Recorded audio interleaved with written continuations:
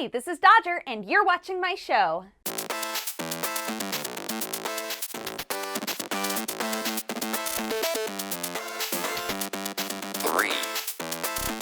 2, 1, ready, go! My arms are killing me. We did workouts for whatever part of your body is the shoulder. I don't know what muscle that is. The muscles that make up like your shoulder bits. Hot damn, we were working that stuff out today, and it was laughable. I was like a tiny baby child. So now my arms are killing me. But you know what? I got those gains. So for our first piece of news, any of you who've spent a little bit too long, if there is such a thing, taking pictures inside of Horizon Zero Dawn, again, if there is such a thing, because that game is gorgeous and they gave us a camera mode, like what are we supposed to do? But you will be delighted to know that they have a huge patch that came out that adjusts a lot of the camera settings. And the whole patch isn't just about the camera, but like those are the highlights, right? The list of the patch notes is incredibly long, and I figured if I just stepped off camera and read the entire thing, you would probably just fall asleep. So, some of the highlights are way better controls of the camera. Aloy can now look at the camera. In just the game in general, you're able to hide headgear. I know a lot of people were excited about that. Some fixes to the HUD, some fixes to the map, just overall cleaning up a lot of stuff. I know that Horizon wound up being a really weird sleeper hit, right? Like, people didn't know whether or not to expect this to be a good game, and I have not met a single person who has played it and said, yeah, it was just all right. Like, everyone I know who has played it has said it's fantastic. So it's awesome that even though the game was already great, they're still putting out a big patch to help the game. And if you haven't touched it yet, then maybe you should. There's a guy who's mowing outside, and he definitely just left the mower running and then walked away. Is it a bomb? The second piece of news, which is also kind of small, but I would love to hear your guys' thoughts on it. Like, more than anything, I'm bringing this up because I think the conversation will be interesting. But a lot of you know that Steam has been making overhauls, right? They've been changing all kinds of things about how their system works. Recently, they tackled gifting. So they've now decided that when you buy a game, you immediately say, like, who you want to gift it to, and if they don't accept it, you get refunded. If you buy the game for somebody who's in another country and the amount that you spent doesn't turn into the amount that they would have had to spend for the game. I know that that's the wrong way. Look, you understand what I'm saying. If like how much you spent isn't how much they would have had to spend in order to buy the game, then it just won't let you. But overall, they're trying to make it way more direct. I think they're trying to sort of stick it to companies like G2A, which I'm totally fine with. Now, here's the problem that some people are bringing up, and the reason why I would love to hear your guys' opinions. There is a type of Steam user that hoards games with the intention of gifting them, right? So like when there's a big sale, say there's a Steam sale right now, right? You buy a ton of games with the intention of gifting them, and you just kind of hold on to them.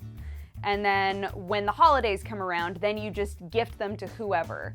One guy was saying that he, every time Portal goes on sale, just buys it because he knows that he loves the game and there are plenty of people that he knows that have never played it. And so whenever somebody's like, oh my gosh, I've always wanted to play that, he just gifts it to them. Now, I'm honestly really neutral about this, but I would love to hear your guys' opinions on it. Are you that kind of a Steam user? Because I'm not. I'm not the sort of person that buys a bunch of games with the intention of eventually gifting them, right? Like sometimes there will be a game that I really enjoy and I see that there's a 4-pack, right? Sometimes there's a multiplayer game and it'll be like, you can buy 4 copies of this and gift the rest to your friends. Sometimes I'll do that and then gift like the extra copies to people that I know who are interested in playing. I do that kind of a thing sometimes, but always with the intention of immediately gifting them, right? So this still doesn't really affect me very much because I could still do that.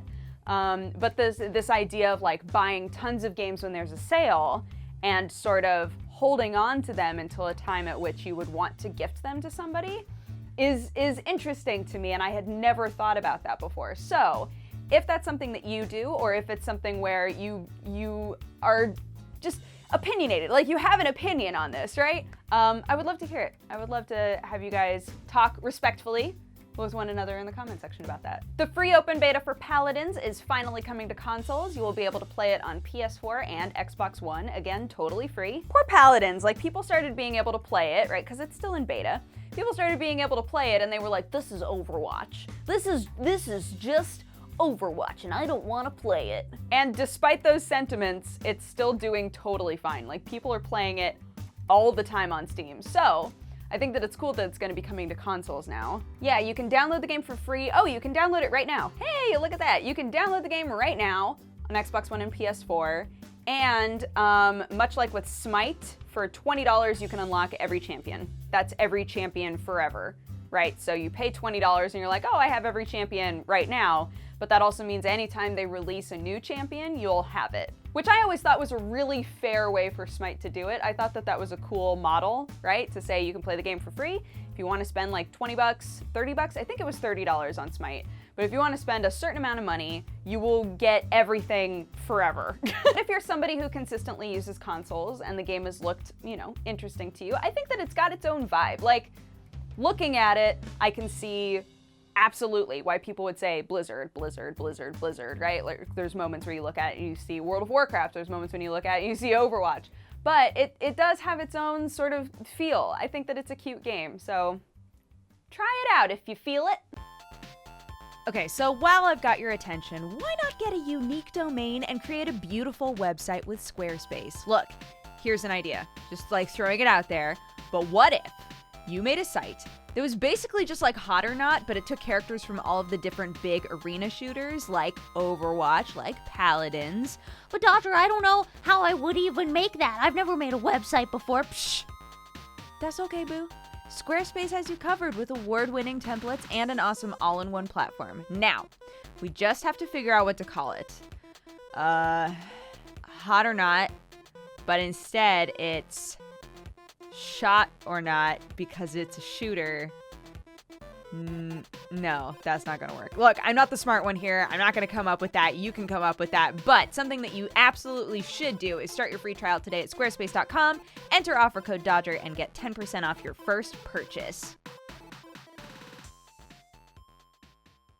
M. Bison has cloned himself yet again, because he can't seem to stop. There will be a new Street Fighter character who is yet another clone of Bison, named Ed. And aside from the fact that he's, you know, another weird Bison clone, why are all of his clones blonde?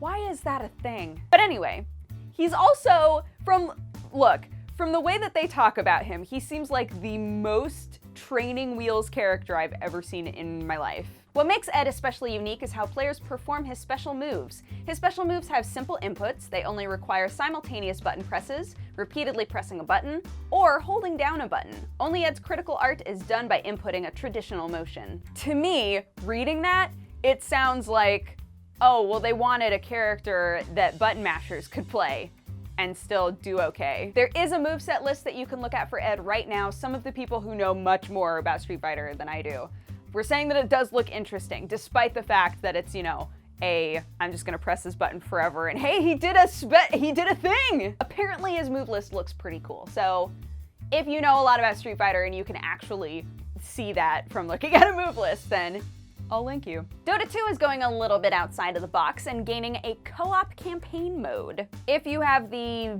Battle Pass, is that what it's called? If you have the 2017 Battle Pass, I'm pretty sure that's what it is. Basically the season pass for Dota 2. If you have that for this year, you will have access to it. It's a 2-part campaign with 4 players. It'll either, you know, let you create a group or it'll just randomly match you with people. And it's called Silt Breaker, I believe. Yeah, Silt Breaker. And it is called a Battle Pass. Good job, Dukes. Honestly, as a person who does not care about Dota at all and has no interest in ever playing it, because it seems like everybody's just real mean to each other, it's a little too intense for me. This sounds fun, right? This sounds like a fun thing to do. I would be willing to spend $10 on a pass, right? On the Battle Pass. I would be willing to spend 10 bucks on that in order to, you know, just hang out with 3 other buds and do this little campaign. Also, when's the last time that we got to do a story anything from Valve? It's been a while. So yeah, I think that this is smart, honestly. I think that this is a good way to entice people to try out Dota, even in like a weird side story way, it might inspire people to then participate in the main game. You never know. Probably will not happen with me because I'm scared. I'm scared of playing Dota 2, okay? You got me. And as a final bit of news, some information that I think is pretty cool coming out of PlayerUnknown's Battlegrounds.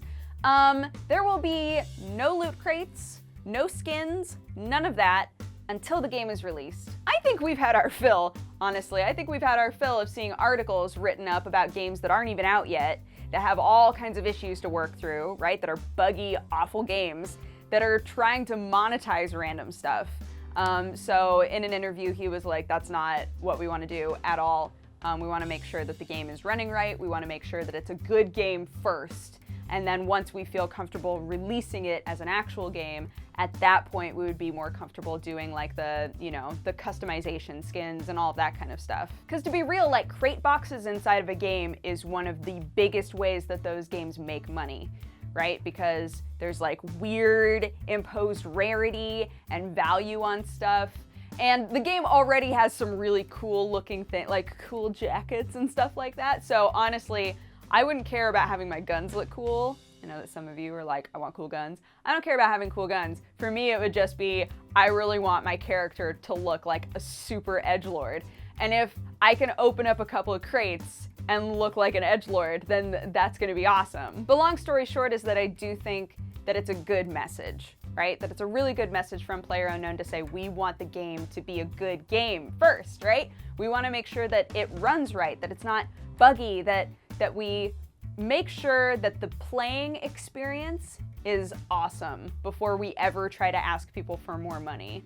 And I appreciate that. I think that's cool. But anywho, that's been my show. Thank you so much for watching. If you have a positive or a negative response, oh my God, my arms, please leave it in my comment section. And if you would like to watch my streams, you can find them at twitch.tv/dexbonus. Thank you guys so much for watching today. If it's your first episode ever of anything that I've ever done, I hope that you enjoyed yourself. And I hope that maybe you'll hit that subscribe button, but don't feel pressured. It's cool. Otherwise, I'll see you guys next time and have a great day. Mwah! Bye-bye.